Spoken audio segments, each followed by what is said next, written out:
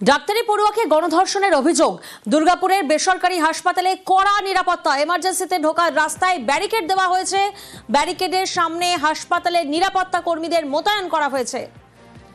আজ এমবিবিএস এর তৃতীয় বর্ষের পরীক্ষার্থী ও জরুরি বিভাগের রোগীদের ছাড়, রোগীর পরিজনদের হাসপাতালে ঢোকায় ছাড় দেওয়া হয়েছে। দুর্গাপুরের বেসরকারি মেডিকেল কলেজে সেখানে 48 ঘন্টার মধ্যেই পরিস্থিতি সম্পূর্ণ পরিবর্তন হয়ে গেল। নিরাপত্তা ব্যবস্থা ঢেলে সাজানো হয়েছে। জরুরি বিভাগ এবং হাসপাতালের সামনে কাউকে ঢুকতে দেওয়া হচ্ছে না।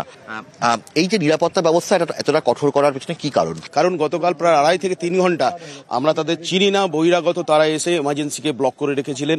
এমার্জেন্সির অনেক সিরিয়াস পেশেন্ট রোগী, তারা অ্যাম্বুলেন্স এসছে, তারা রিটার্ন যেতে বাধ্য হয়েছে। আমার হাতে কিছু করার ছিল না। আমার সিকিউরিটি চেষ্টা করেছে, পুলিশ যতটা সম্ভব আমায় সাহায্য করেছে, কিন্তু তারা ওঠেননি। আমার প্রধান দায়িত্ব পেশেন্টস, তাদের সেফটিকে দেখা এবং ডক্টর তার সেফটিকে দেখা এবং তারা অপারেট করতে পারে, আসা যাওয়া করতে পারে, সেটা দেখা। এটা আমার কাজ। চিকিৎসক, নার্স, স্বাস্থ্যকর্মী তাদের প্রত্যেকের আইডেন্টিটি কার্ড এবং প্রয়োজনীয় কাগজপত্র দেখে তবেই হাসপাতালের ভেতরে ঢুকতে দেওয়া হচ্ছে। বাকি কাউকেই এখানে প্রবেশ করতে দেওয়া হচ্ছে না, যাতে কোনো রকম ভাবেই হাসপাতালের চিকিৎসা পরিষেবায় কোনো রকম সমস্যা না হয়, তার জন্য বদ্ধপরিকর হাসপাতাল কর্তৃপক্ষ। ক্যামেরায় কাঞ্চন, ভৌমিকের সঙ্গে অর্পণ চৌধুরী এবং অভিজিৎ চন্দ্র, নিউজ 18 বাংলা, দুর্গাপুর। দুর্গাপুরের ডাক্তারি পড়ুয়াকে গণধর্ষণের অভিযোগ। রাজ্যে ওড়িশার মহিলা কমিশনের চেয়ারম্যান নির্যাতিতাকে দেখতে আসছেন শোভনা মোহান্তি। ওড়িশা মহিলা কমিশনের চেয়ারম্যান শোভনা মোহান্তি ওড়িশা সরকারকে রিপোর্ট দেবেন তিনি। দুর্গাপুরের ডাক্তারি পড়ুয়ার গণধর্ষণের ঘটনার রিপোর্ট। उनके पास जाकर पीड़िता के स्वास्थ्य अवस्था कैसे है, उनके माता पिता के साथ मिलेंगे। उड़ीसा का ट्रीटमेंट, वेस्ट बंगाल का ट्रीटमेंट अच्छा है कि नहीं, उनका मेंटल ठीक है कि नहीं, प्रॉपर इन्वेस्टिगेशन हुआ कि नहीं, पूछताछ करके रिकमेंड करके उसके पास मिलकर आकर मेरा गवर्नमेंट को रिकमेंड देने के लिए मैं जा रही हूँ।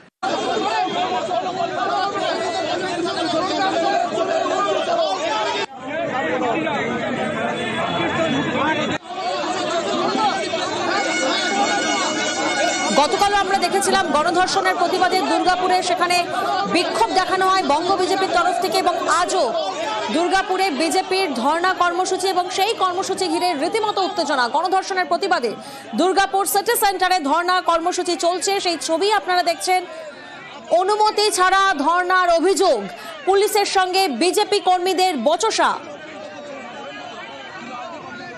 অর্পণ প্রতিনিধি আমাদের সঙ্গে রয়েছেন। অর্পণ, এই মুহূর্তের কি পরিস্থিতি? এই মুহূর্তে কিন্তু যথেষ্ট উত্তেজনা রয়েছে এখানকার বিজেপি কর্মী সমর্থকদের মধ্যে। কারণ এই যে ধর্ণা মঞ্চ একেবারেই দুর্গাপুরের সিটি সেন্টার অর্থাৎ আসানসোল দুর্গাপুর ডেভেলপমেন্ট অথরিটির একেবারেই তার উল্টো দিকে কিন্তু এই ধর্ণা মঞ্চ তৈরি করা হয়েছে। সেখানে কিন্তু শুভেন্দু অধিকারী তিনি আসবেন এবং সেখানে বক্তব্য রাখবেন, এবং এই মঞ্চ তৈরি করার অনুমতি নেই পুলিশের কাছে। এই নিয়েই কিন্তু মূলত বিতর্ক, এবং লক্ষণ ঘড়ি বিজেপির যিনি বিধায়ক তার সাথে এবং কর্মী সমর্থকদের যারা পুলিশ কর্মীরা রয়েছেন তাদের সাথে রীতিমতো বচসায় ছড়িয়ে পড়ে এবং ধাক্কাধাক্কি। এরপরেই কিন্তু আস্তে আস্তে পরিস্থিতি উত্তপ্ত হতে থাকে। ইতিমধ্যেই পুলিশ পুরো এলাকা ঘিরে ফেলে এবং পুলিশের নিরাপত্তা রয়েছে এবং আপাতত স্বাভাবিক রয়েছে পরিস্থিতি। বেশ,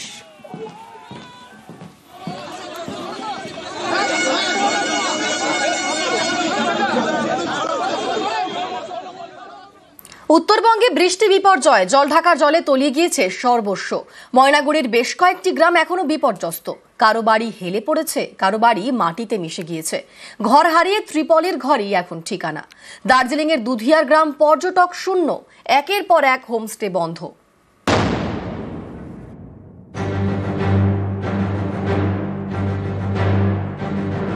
হেলে পড়েছে আস্ত একটা বাড়ি।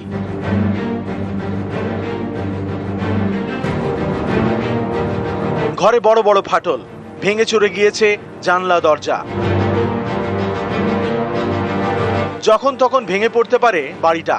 বিপর্যস্ত জলপাইগুড়ির গ্রাম ময়নাগুড়ির হরিহর ভিটায় এভাবেই ভিটে মাটি হারিয়ে ত্রাণ শিবিরে থাকছেন কয়েকশো জন। জলঢাকার জলে তলিয়ে গিয়েছে তাদের সর্বস্ব। জল ঢুকে এই পরিস্থিতি। নিজের বাড়ি দেখে নিজের কি ভয় লাগছে? হ্যাঁ, ভয় লাগছে। কেন এই বাড়ি যেভাবে হাইলারিছে কোন সময় বাড়ি ভাঙ্গা পড়ে আর কোনো ঠিক নেই। সরকার দিচ্ছে তখন ভেঙে যাওয়া নিয়ে আমি কি কান্না, রাস্তা পুরো কান্না করছি, বাড়িটা ডিগি হয়ে গেছে, ছেলেটা প্রতিবন্ধী, আমার কোনো উপায় নাই, বুড়ো বুড়ি কাজ করতে পারি না। গ্রামের যে রাস্তা সেখানে দেখতে পাওয়া যাচ্ছে যে রাস্তার এক অংশ তো ভেঙে বেরিয়ে গিয়েছে এবং সেখান থেকে জল এসে একেবারে ধাক্কা মারে হচ্ছে এই বাড়িতে, ফলে বাড়ির দেওয়াল ভেঙে বেরিয়ে যায়, ভিত ভেঙে বেরিয়ে যায় এবং এভাবেই হেলে পড়ে রয়েছে বাড়ি। তবে এখন যা পরিস্থিতি এবং মাঝে মাঝে যেহেতু বৃষ্টি হচ্ছে এবং যে পরিস্থিতির মধ্যে তাদেরকে থাকতে হচ্ছে তাতে তারা বেশ আতঙ্কে। এই কারণেই যে অবস্থার মধ্যেই হেলানো বাড়িটি রয়েছে সেটা যদি ভেঙে পড়ে তাহলে ফের নতুন করে বিপদ ঘটতে পারে। টাকা পয়সা তো এখন বর্তমান কিছু হাতে নাই। 30,500 টাকা ছিল, ওটাও আমাদের যেদিন বন্যা হয় সেদিন মাকে বের করতে গিয়ে টেবিলে রাখছিলাম, ওটা চলে গেছে। এখন বর্তমান নিরুপায়, কিচ্ছু নাই আমাদের হাতে। রান্না করার বাসনপত্র শুদ্ধ না, আপনি দেখেন রান্না করে কি পরিস্থিতি, আমাদের কোনো কিছুটাই নাই।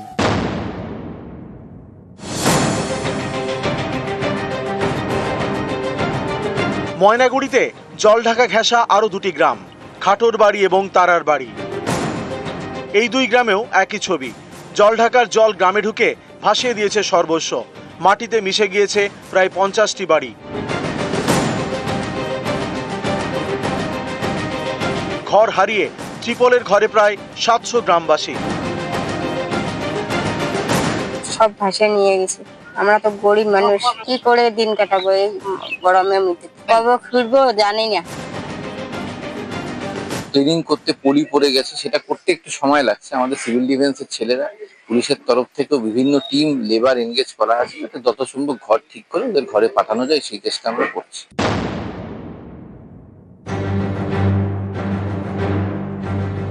দার্জিলিং এর দুধিয়ায় মালাবাসী বস্তি, এখানে একের পর এক হোমস্টে।